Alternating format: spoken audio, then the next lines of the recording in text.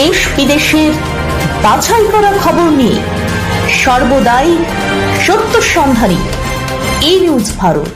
নমস্কার, ই নিউজ ভারতে আপনাদের সকলকে স্বাগত। শুরু করছি ওয়েদার আপডেট।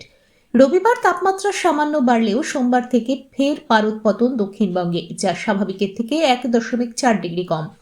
আবহাওয়া দপ্তর জানিয়েছে, উত্তরে হাওয়ার অবাধ প্রবেশের ফলে আগামী কয়েকদিন দক্ষিণবঙ্গের জেলাগুলিতে তাপমাত্রা আরও 2 থেকে 3 ডিগ্রি কমতে পারে।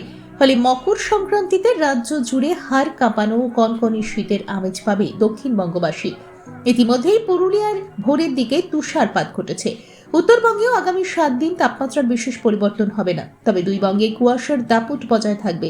বিশেষ করে উত্তরবঙ্গের জেলাগুলিতে দৃশ্যমানতা 50 মিটারে নামার সতর্কতা জারি করা হয়েছে।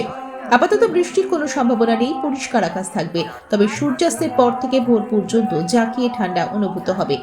আজ কলকাতায় রৌদ্রোজ্জ্বল দিন। আজ কলকাতা ও তার পার্শ্ববর্তী অঞ্চলে দিনের সর্বোচ্চ তাপমাত্রা 23 ডিগ্রি সেলসিয়াস, সর্বনিম্ন 11 ডিগ্রি সেলসিয়াস। বাতাসের আপেক্ষিক আর্দ্রতার পরিমাণ 39%।